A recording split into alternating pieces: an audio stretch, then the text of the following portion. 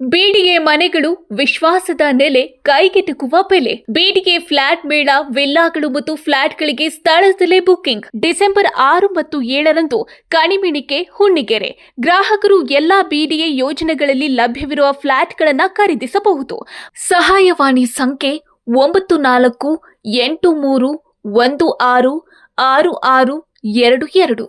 ಸೂರ್ಯಂಗೆ ಜಾಸ್ತಿ ದಿನ ಗ್ರಹಣ ಹಿಡಿಯಲ್ಲ. ನಾನ್ ಬರ್ತಾ ಇದ್ದೀನಿ ಚಿನ್ನ. ಎಸ್, ಬರ್ತಾ ಇದ್ದಾನೆ ದಿ ಡೆವಿಲ್. ನೀವೆಲ್ಲರೂ ಕೂಡ ಕಾದು ಕೂತಿದ್ದಂತಹ ಚಾಲೆಂಜಿಂಗ್ ಸ್ಟಾರ್ ದರ್ಶನ್ ಅವರು 2 ವರ್ಷದ ನಂತರ ದಿ ಡೆವಿಲ್ ಆಗಿ ಡಿಸೆಂಬರ್ 11ಕ್ಕೆ ಚಿತ್ರರಂಗಕ್ಕೆ ಬರ್ತಾ ಇದ್ದಾರೆ. ಸೊ ಇದ್ರ ಬಗ್ಗೆ ಮಾತಾಡೋದಕ್ಕೆ ನಾವು ನಿಂತಿದ್ದೀವಿ. ಇವತ್ತು ಟ್ರೈಲರ್ ಕೂಡ ರಿಲೀಸ್ ಆಗಿ ಆಗ್ಲೇ ಸರ್ 3 ಅವರ್ಸ್ ಅಲ್ಲಿ 1 ಮಿಲಿಯನ್ ಪ್ಲಸ್ ವ್ಯೂಸ್ ಆಗಿದೆ. ಸೊ ನೀವು ಕೂಡ ರಿವ್ಯೂ ಕೊಟ್ರಿ, ಡೆವಿಲ್ ನೋಡಿದ್ರಿ ಟ್ರೈಲರ್, ಹೇಗೆ ಅನಿಸ್ತು ಅಂತ ಹೇಳೋದಾದ್ರೆ? ಒಂದೇ ಮಾತಲ್ಲಿ ಹೇಳೋದಾದ್ರೆ ಚಿಂದಿ. ಎಸ್, ಡೆವಿಲ್ ಸಿನಿಮಾ 11ಕ್ಕೆ ರಿಲೀಸ್ ಆಗ್ತಾಯಿದೆ, ಡಿಸೆಂಬರ್ 11ಕ್ಕೆ. ಸೊ ಅದಕ್ಕೂ ಮೊದಲು ರಿಲೀಸ್ ಆಗಿದ್ದಂಥದ್ದು ಟ್ರೈಲರು. ಸೊ ಟ್ರೈಲರ್ ಸಿಕ್ಕಾಬಟ್ಟೆ ಸೌಂಡ್ ಮಾಡ್ತಾ ಇದೆ. ಟ್ರೈಲರೇ ಹೆಂಗಿದೆ ಅಂದಮೇಲೆ ಸಿನಿಮಾ ಯಾವ ರೀತಿ ಇರುತ್ತೆ ಯೋಚನೆ ಮಾಡಿ. ಆಮೇಲೆ ಫಸ್ಟ್ ಆಫ್ ಆಲ್ ಒಂದು ಹೇಳಕ್ಕೆ ಇಷ್ಟಪಡ್ತೀನಿ, ದರ್ಶನ್ಗೆ ಅತಿ ಹೆಚ್ಚು ಫ್ಯಾನ್ಸ್ ಇರೋದು ಎಲ್ರಿಗೂ ಗೊತ್ತು. ಆದರೆ ಅತಿ ಹೆಚ್ಚು ಫ್ಯಾನ್ಸಲ್ಲಿ ಅತಿ ಹೆಚ್ಚು ಹುಡುಗಿಯರ್ ಫ್ಯಾನ್ಸ್ ಇರೋದಲ್ಲ, ಅದು ಯಾರಿಗೂ ಗೊತ್ತಿಲ್ಲ. ಸೊ ಅದಕ್ಕಾಗಿನೇ ಈ ಎಲ್ಲ ಹುಡುಗಿಯರು ನಮ್ಮ ಜೊತೆ ಇವತ್ತು ಮಾತಾಡ್ತಿದ್ದಾರೆ. ಫಸ್ಟ್ ಆಫ್ ಆಲ್ ಫ್ಯಾನ್ಸ್ ಅಂತ ಅಂದ ತಕ್ಷಣ ಭಾಳ ಜನ ಎಲ್ಲ ಕ್ಷೇತ್ರದಲ್ಲಿ ಇರ್ತಕ್ಕಂಥ ಫ್ಯಾನ್ಸ್ ಇದ್ದಾರೆ. ರಂಜಿತಾ, ನೀವು ದರ್ಶನ್ ಸಿನಿಮಾಗಳು ನೋಡ್ತಾ ಇರ್ತೀರಿ. ಆ ದರ್ಶನ್ ಸಿನಿಮಾದಲ್ಲಿ ಏನ್ ಇಷ್ಟ ಆಗುತ್ತೆ ನಿಮ್ಗೆ ಅಂತ? ಸೊ ದರ್ಶನ್ ಸಿನಿಮಾ ಅಲ್ಲಿ ಈಗ ಒಂದು ಇಷ್ಟ ಆಗುತ್ತೆ ಅಂತ ಹೇಳಿದ್ರೆ ತಪ್ಪಾಗ್ಬಿಡತ್ತೆ. ಈಗ for example devil trailer release ಆಯ್ತು, ನಾವಲ್ಲಿ ದರ್ಶನ್ ಅವರ ಆಕ್ಟಿಂಗ್ ಅನ್ನ ನೋಡಿದ್ವಿ. ಆ ಡಿಫ್ರೆಂಟ್ ಆಗಿ ಒಂದು ಲುಕ್ಕು, ಆ ಆಟಿಟ್ಯೂಡ್ ಆಗಿರ್ಬೋದು, ಅಥವಾ ಆ ಒಂದು ಟ್ರೈಲರ್ ಅಲ್ಲಿ ಅದಕ್ಕೆ ಬೇಕಾಗಿದಂತ ಕೊಟ್ಟಿರುವಂತ BGM ಆಗಿರ್ಬೋದು, ಅಥವಾ ಸ್ಕ್ರೀನ್ ಪ್ಲೇ ಆಗಿರ್ಬೋದು, ಮತ್ತು ಪ್ರತಿಯೊಂದು ಡೈಲಾಗ್ಸು. ಸರ್ ಅಲ್ಲೊಂದು ಡೈಲಾಗ್ ಬರುತ್ತೆ, ನಂಗೆ ಬಹಳ ಇಷ್ಟ ಆಗ್ಬಿಟ್ಟಿದೆ. ಅದು ಹೇಳಿದ್ರೆ ತಪ್ಪಾಗುತ್ತೋ ಇಲ್ಲೋ ನನಗೆ ಗೊತ್ತಿಲ್ಲ.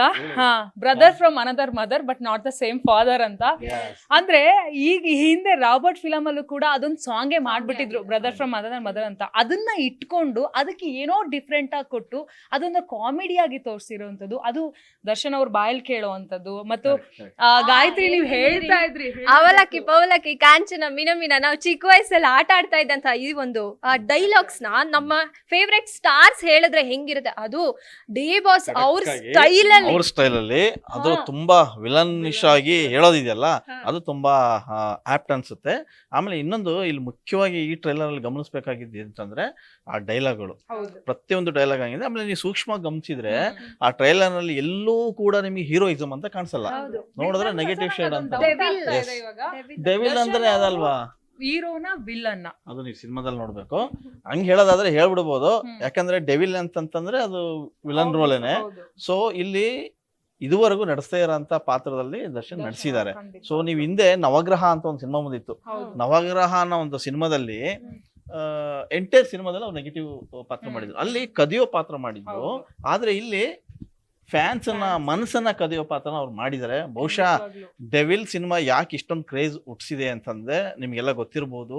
ಅವ್ರದ್ದು ಯಾವುದೋ ಒಂದು ಇನ್ಸಿಡೆಂಟ್ ಅಲ್ಲಿ ಒಳಗೆ ಹೋಗ್ತಾರೆ. ಸೊ ಈಗಲೂ ಕೂಡ ಅವ್ರು ಒಳಗೆ ಹೋಗಿದ್ದಾರೆ. ಒಳಗಿಂದ ಇದ್ರೂ ಕೂಡ ಅವರ ಫ್ಯಾನ್ಸ್ ಈಗ ಆ ಇಡೀ ಸಿನಿಮಾವನ್ನ ಹೆಗಲ ಮೇಲೆ ಹತ್ಕೊಂಡಿದ್ದಾರೆ, ಕೆಲವರು ತಲೆ ಮೇಲೆ ಹತ್ಕೊಂಡಿದ್ದಾರೆ. ನಿಜವಾಗ್ಲೂ ಫ್ಯಾನ್ಸ್ ಅಬ್ಬರ ಹೇಗಿರ್ಬೇಕು ಅನ್ನೋದು ಡಿಸೆಂಬರ್ 11 ಗೊತ್ತಾಗುತ್ತೆ. ಯಾಕೆ ಈ ಮಾತನ್ನು ಹೇಳ್ತಿದೆ ಅಂದ್ರೆ, ಕರ್ನಾಟಕದಲ್ಲಿ ಅತಿ ಹೆಚ್ಚಾಗಿ ಇರ್ತಕ್ಕಂಥ ಒಬ್ಬ ಸೆಲೆಬ್ರಿಟಿ ಸ್ಟಾರ್ ಅಂತಂದ್ರೆ ಅದು ದರ್ಶನ್.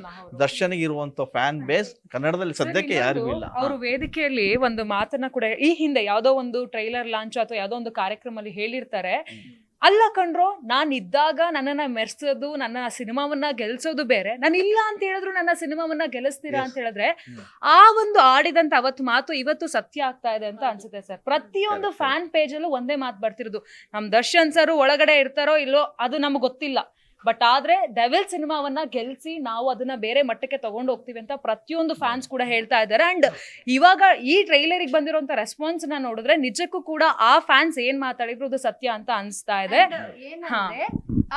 ಕಿಚ್ಚ ಸುದೀಪ್ಗೂ ದರ್ಶನ್ಗೂ ಆಗಲ್ಲ ಅಂತ ಹೇಳ್ತಾರೆ, ಅದು ಸುಮ್ನೆ ಜನರು ಮಾಡ್ಕೊಂಡಿರೋದಂತ ನನ್ಗೆ ಫೀಲ್ ಆಗುತ್ತೆ. ಯಾಕಂದ್ರೆ ಕಮೆಂಟ್ಸ್ ನೋಡ್ತಾ ಹೋದಾಗ ಕಿಚ್ಚ ಸುದೀಪ್ ಅಭಿಮಾನಿಗಳಿಂದ ನಾವು ವಿಶ್ ಮಾಡ್ತಾ ಇದೀವಿ ಡೆವಿಲ್ಗೆ ಒಳ್ಳೇದಾಗ್ಲಿ ಅಂತ.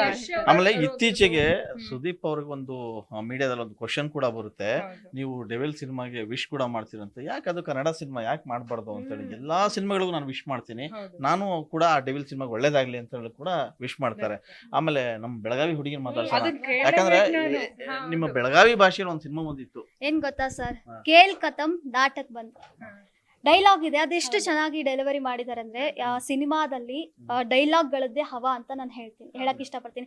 ಅಂಡ್ ನಾನು ಪರ್ಸನಲ್ ಆಗಿ ನಾನು ದರ್ಶನ್ ಫ್ಯಾನ್ ಅಲ್ಲ, ನಾನು ಯಾವಾಗ ಸಂಗೊಳ್ಳಿ ರಾಯಣ್ಣ ಅವರ ಒಂದು ಸಿನಿಮಾ ರಿಲೀಸ್ ಆಗಿತ್ತು ಆ ಸಿನಿಮಾ ನೋಡಿದಾಗಿಂದ ನಾನು ಅವರ ಫ್ಯಾನ್ ಆಗಿದ್ದೀನಿ. ಬಿಕಾಸ್ ನಮ್ಮ ನೆಲದಲ್ಲಿ ನಮ್ಮ ಭಾಷೆಯಲ್ಲಿ ಆ ಒಂದು ಸಿನಿಮಾ ರಿಲೀಸ್ ಆಗಿತ್ತು. ಸೊ ಹಾಗಾಗಿ ಕಿತ್ತೂರು ರಾಣಿ ಚೆನ್ನಮ್ಮ, ಸಂಗೊಳ್ಳಿ ರಾಯಣ್ಣ ನಮ್ಮ ಬೆಳಗಾವಿ ನೆಲದ ನಾಡಿನವರು ಅವರು. ಸೊ ಹಾಗಾಗಿ ಆ ಸಿನಿಮಾದಿಂದ ಇವತ್ತು ನಾನು ದರ್ಶನ್ಗೆ ಹತ್ರ ಆಗಿದ್ದು ನಿಜ ಸರ್. ಆಮೇಲೆ ಇನ್ನೊಂದೇನಪ್ಪಾ ಅಂದ್ರೆ ಮೀಡಿಯಾದವ್ರಿಗೂ ದರ್ಶನ್ಗೂ ಆಗಲ್ಲ ಅಂತ ಹೇಳ್ತಾರೆ. ನಾನು ಇದನ್ನ ಕೇಳೋದು ಸರಿ ಅಂತ ಗೊತ್ತಿಲ್ಲ, ನಾವು ಮೀಡಿಯಾದವರು. ಅವ್ರು ಒಂದು ಡೈಲಾಗ್ ಹೇಳ್ತಾರೆ, ಎಲ್ಲಾದ್ರೂ ನಾನು ಹಿಂದೆನೆ ಬರ್ತಿದ್ರಲ್ರು, ಏನ್ರೋ ನಿಮ್ ಪ್ರಾಬ್ಲಮ್ ಅಂತ. ಅಲ್ಲ ಅದು ಕನೆಕ್ಟ್ ಆಗಿರ್ಬೋದು, ಅಂದ್ರೆ ಡೈಲಾಗ್ ನ ಬೇರೆದಕ್ಕೆಲ್ಲ ಕನೆಕ್ಟ್ ಮಾಡ್ಕೊಳಕ್ ಆಗಲ್ಲ. ಅದು ಸಿನಿಮಾವಾಗಿ ನಾವು ನೋಡ್ಬೇಕು ಅಷ್ಟೇನೆ. ಸೊ ವೈಯಕ್ತಿಕವಾಗಿ ಬೇರೆ ಇರ್ತದೆ, ಆದ್ರೆ ಸಿನಿಮಾ ರಂಜನೆ ಬೇರೆ ಇರ್ತದೆ. ರಂಜನೆಗೂ ಹೊರಗೆ ಮಾತಾಡೋದಕ್ಕೂ ಲಾಟ್ ಆಫ್ ಡಿಫ್ರೆನ್ಸ್ ಇರುತ್ತೆ. ಸೊ ಒಂದು ಸಿನಿಮಾವಾಗಿಯೇ ನೋಡ್ಬೇಕು. ಸೊ ಕಾಟೇರ ರಿಲೀಸ್ ಆಗಿ ಹೆಚ್ಚು ಕಮ್ಮಿ ಈಗ 2 ವರ್ಷ ಆಯ್ತು. 2 ವರ್ಷದಿಂದ ಅವ್ರ ಫ್ಯಾನ್ಸ್ ತುಂಬಾ ತುದಿಗಳ ಮೇಲೆ ನಿಂತಿದ್ರು, ಯಾವಾಗ ಅಣ್ಣಂದು ಡಿ ಬಾಸ್ ಸಿನಿಮಾ ಬರುತ್ತೆ ಅಂತ ಹೇಳಿ. ಸೊ ಅವಾಗಿಂದಾನು ಕಾಯ್ತಾ ಇದ್ರು. ಆಮೇಲೆ ಡಿ ಬಾಸ್ ಅವರು ಹೊರಗ್ ಬಂದಾಗ್ಲೂ ಕೂಡ ಅದೇ ಹೇಳಿದ್ದು. ಆಮೇಲೆ ಈಗ ದರ್ಶನ್ ಇಲ್ಲ ಅಂದ್ರೂ ಕೂಡ ಈಗ ಅದನ್ನ ಕೇರ್ ಟೇಕರ್ ಆಗಿ ಯಾರು ವಿಜಯಲಕ್ಷ್ಮಿ ಅವರು ತಗೊಂಡಿದ್ದಾರೆ. ಅವರು ಪ್ರತಿಯೊಂದು ಫಂಕ್ಷನ್ಗೂ ಹೋಗ್ತಾರೆ, ಮಾತಾಡ್ತಾರೆ, ಬರ್ತಾರೆ. ಸೊ ಏನಂದ್ರೆ ದರ್ಶನ್ ಅವ್ರಿಗೆ ಇರ್ತಕ್ಕಂಥ ಅತಿಯಾದ ಪ್ರೀತಿ ಮತ್ತೆ ಅಲೆ ಅಂತಾನು ಕೂಡ ಅನ್ಬೋದು. ಸೊ ಈ ಅಲೆ ಯಾವ ರೀತಿ ಅಪ್ಪಳಿಸುತ್ತೆ ಗೊತ್ತಿಲ್ಲ. ಸೊ ಈ ಟ್ರೈಲರ್ ನೋಡಿದ ತಕ್ಷಣ ಸಮುದ್ರ ಹುಕ್ಕಿ ಹರಿತದೆ ಅಂತಾರಲ್ಲ, ಆ ರೀತಿ ಆಗಿದೆ. ಬಟ್ ಸುನಾಮಿ ಎದ್ಬೋದು ಡಿಸೆಂಬರ್ 11ಕ್ಕೆ ಗೊತ್ತಾಗುತ್ತೆ. ಬೇಡ ಸರ್, ಇನ್ನೊಂದು ವಿಚಾರ ನಾನು ಮಾತಾಡ್ಲೇಬೇಕು. ದಿ ಡೆವಿಲ್ ಟ್ರೈಲರ್ ರಿಲೀಸ್ ಆದ್ಮೇಲೆ ದರ್ಶನ್ ಅವ್ರದ್ದು ಒಂದಾದ್ರೆ ಅಲ್ಲಿ ಎಷ್ಟು ಕಲಾವಿದರಿಗೆ ಬಹಳಷ್ಟು ಒಂದು ಪ್ರಾಮುಖ್ಯತೆಯನ್ನ ಕೊಟ್ಟಿದ್ದಾರೆ ಸರ್. ವಿನಯ್ ಅವ್ರದ್ದು ನಾನು ಹೇಳಲೇಬೇಕು. ವಿನಯ್ ಅವರು ಬಿಗ್ ಬಾಸ್ ಅಲ್ಲಿ ನೋಡಿದ್ವಿ, ಅಥವಾ ಕೆಲವೊಂದು ಚಿಕ್ಕ ಪುಟ್ಟ ಪಾತ್ರದಲ್ಲಿ ನೋಡಿದ್ವಿ. ಬಟ್ ಆದ್ರೆ ಒಂದು ಮೇನ್ ವಿಲನ್ ಆಗಿ ಅವ್ರನ್ನ ತೋರಿಸುವಂಥದ್ದು, ಮತ್ತು ಇವತ್ತು ಬಿಗ್ ಬಾಸ್ ನಲ್ಲಿ ಬಹಳಷ್ಟು ಖ್ಯಾತಿಯನ್ನ ಪಡೆದಿರುವಂತಹ ಗಿಲ್ಲಿ ನಟನಿಗೆ ಅಷ್ಟು ಒಳ್ಳೆ ಪಾತ್ರವನ್ನ ಕೊಡ್ತಾರೆ. ಹಾ ಸರ್, ಅದು ನಿಮ್ಮ ಬಾಯಲ್ಲಿ ನಾನು ಕೇಳಲೇಬೇಕು. ಪಿಸಿ ಆನ್ ಮಾಡು ಸ್ವಲ್ಪ ಎಸಿ.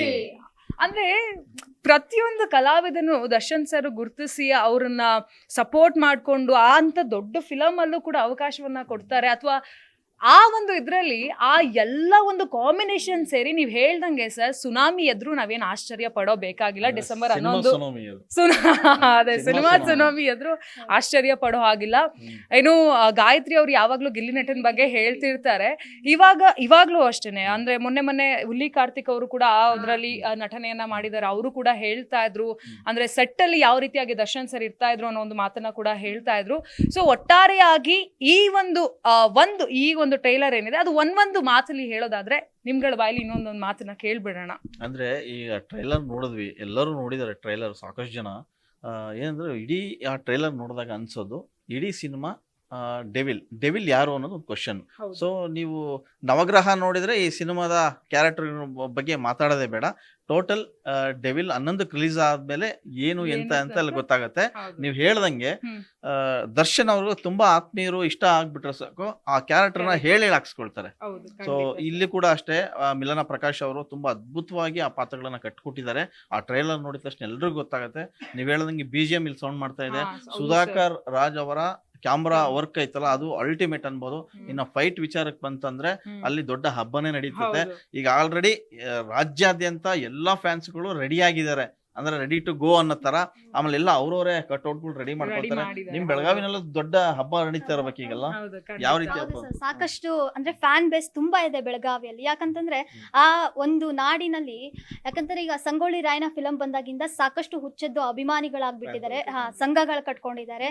ಹೌದ ಹುಲಿಯ ಬೆಂಕಿ ಅಂತ ಇವಾಗ ಫುಲ್ ಜೋಶ್ ಅಲ್ಲಿದ್ದಾರೆ ಎಲ್ರು. ಯಾಕಂದ್ರೆ ಅಭಿಮಾನಿಗಳು ಹಂಗೆ ಅಲ್ವಾ. ಈಗ ಡೆವಿಲ್ ಸಿನಿಮಾ ಬಂದಿದೆ, ಇವರು ದರ್ಶನ್ ಅವರು ಜೈಲ್ನಲ್ಲಿದ್ದಾರೆ. ಆದ್ರೂ ಕೂಡ ಇವತ್ತು ಇಷ್ಟು ಮಟ್ಟಿಗೆ ಅವರು ಜೈಲಲ್ಲಿ ಇದ್ರೂ ಕೂಡ ಹೊರಗಡೆ ಎಷ್ಟು ಫ್ಯಾನ್ ಬೇಸ್ ಕ್ರಿಯೇಟ್ ಮಾಡ್ಕೊಂಡು ಹಬ್ಬ ಮಾಡ್ತಿದ್ದಾರೆ, ಲಿಟ್ರಲಿ ಹಬ್ಬ ಮಾಡ್ತಾ ಇದ್ದಾರೆ ಸರ್.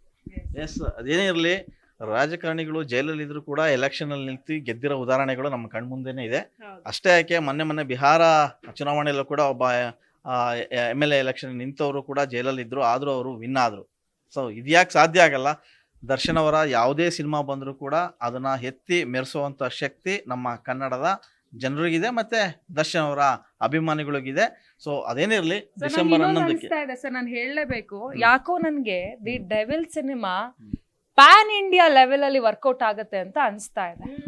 ಇನ್ನೊಂದು ಹೇಳಿ ನಿಜ, ಆದ್ರೆ ದರ್ಶನ್ ಮೊದ್ಲಿನೂ ಅಷ್ಟೇ ಅವ್ರು ಪ್ಯಾನ್ ಇಂಡಿಯಾ ಕಾನ್ಸೆಪ್ಟೇ ಅಲ್ಲ ಅವ್ರು, ಆದ್ರೆ ಪ್ಯಾನ್ ಇಂಡಿಯಾ ಲೆವೆಲ್ಗೆ ಇರ್ತಕ್ಕಂಥ ಸಿನಿಮಾಗಳನ್ನ ಮಾಡ್ಕೊಂಡ್ ಬಂದವರು. ಸೊ ಇಲ್ಲಿ ಇದ್ಕೊಂಡು ಅವರು ಆ ಪ್ಯಾನ್ ಇಂಡಿಯಾ ಮಾತಾಡೋಂತ ಮಟ್ಟಕ್ಕೆ ಬಂದರು. ಹಂಗೆ ಅವ್ರು ಪ್ಯಾನ್ ಇಂಡಿಯಾ ಸಿನಿಮಾ ಈಗ ಮಾಡ್ತಿರತಕ್ಕಂಥ ಸ್ಟಾರ್ಗಳು ಮಾಡೋದಾಗಿದ್ರೆ ದರ್ಶನ್ ಬೇರೆ ಬೇರೆ ರಾಜ್ಯಗಳ ಅಷ್ಟೇ ಅಲ್ಲ, ದೇಶ ವಿದೇಶಗಳಲ್ಲೂ ಬೇರೆ ಬೇರೆ ಹವಾ ಎಪ್ಸಿರೋರು. ಸೊ ಅವರಿಗೆ ಕರ್ನಾಟಕದಲ್ಲಿ ಇರ್ತಕ್ಕಂಥ ಹವನೇ ಸಾಕು. ಅವ್ರು ಎಲ್ಲೇ ಹೋಗ್ಲಿ ಕೂಡ ಮೇಲೆ ನಿಂತ್ಕೊಂಡು ಹೇಳೋರು, ನಾನು ಈ ಕನ್ನಡ ಬಿಟ್ಟರು ಬೇರೆ ಯಾರಿಲ್ಲ, ಕನ್ನಡ ಭಾಷೆ, ಕನ್ನಡ ನೆಲ, ಕನ್ನಡ ಜನ ಅನ್ನೋರು.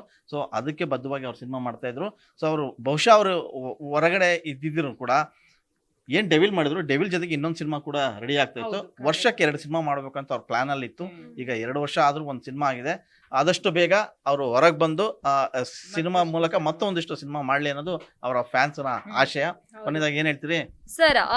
ಇದರಲ್ಲಿ ಅಜನೀಶ್ ಲೋಕನಾಥ್ ಅವ್ರನ್ನು ಕೂಡ ನಾವು ಹೊಗಳ್ಲೇಬೇಕು. ಯಾಕೆ ಅವರು ತಾನೊಬ್ಬ ಬ್ಯಾಕ್ ಗ್ರೌಂಡ್ ಸ್ಕೋರ್ ಆಗಿರ್ಬೋದು, ನೆಕ್ಸ್ಟ್ ಮೂವಿಗೆ ನಾನು ಯಾಕೆ ಬೇಕು ಅನ್ನೋದನ್ನ ಅವ್ರು ಪ್ರತಿ ಮೂವಿನಲ್ಲೂ ಪ್ರೂವ್ ಮಾಡ್ಕೋತಾ ಇದ್ದಾರೆ. ಟ್ರೈಲರ್ ಅಲ್ಲೂ ಅಷ್ಟೇನೆ, ಅದೊಂಥರ ಸಖತ್ತಾಗಿ ಅದ್ ಕಿವಿಲೇ ಉಳ್ಕೊಳ್ಳುತ್ತೆ ಹಂಗೇನೆ ಆ ಮ್ಯೂಸಿಕ್. ಸೊ ನೀವು ಕೊನೆಯದಾಗಿ ನಾವು ಪ್ರೇಕ್ಷಕರಿಗೆ ಕೇಳಲೇಬೇಕು. ಈಗ ನಾವಿಷ್ಟು ಜನ ನಮ್ಗೆ ಏನ್ ಅನ್ಸ್ತು ಟ್ರೈಲರ್ ಬಗ್ಗೆ ಅನ್ನೋದನ್ನ ಮಾತಾಡಿದೀವಿ. ನೀವು ಕೂಡ ಈಗ ಆಲ್ರೆಡಿ ನೋಡಿರ್ತೀರಾ ಅಂತ ನಾವು ಅನ್ಕೊಂಡಿದೀವಿ. ಸೊ ಹೇಗ್ ಅನ್ಸ್ತು ನಿಮಗೆ? ನಿಜವಾಗ್ಲೂ ಆ ಟ್ರೈಲರ್ ನೋಡಿ ಏನೇನೆಲ್ಲ ಅನ್ಸ್ತು ಅದನ್ನ ನೀವು ಕೂಡ ಕಮೆಂಟ್ ಮಾಡ್ಬೋದು. ಇನ್ನು ನಾವೆಲ್ಲರ ಕಡೆಯಿಂದನೂ ಒಂದು ವಿಶ್ ಕೂಡ ಇದೆ, ಕನ್ನಡ ಸಿನಿಮಾ ಗೆಲ್ಲಿ, ಕನ್ನಡ ಸಿನಿಮಾನ ಗೆಲ್ಲಿಸಿ. And all the best to Devil team. ನೀವು ಸಣ್ಣ ಆಗ್ಬೇಕಲ್ವಾ? ಅದು ಒಂದು ಉತ್ತಮ ಆಹಾರದಿಂದ ಸಣ್ಣ ಆಗ್ಬೇಕಲ್ವಾ? ಪ್ರತಿದಿನ ನಮ್ಮ ಜೀನಿ ಸ್ಲಿಮ್ ನ ಯೂಸ್ ಮಾಡಿ ಯಾವುದೇ ಸೈಡ್ ಎಫೆಕ್ಟ್ ಇಲ್ದಂಗೆ ನೀವು ಸಣ್ಣ ಆಗ್ತೀರಾ.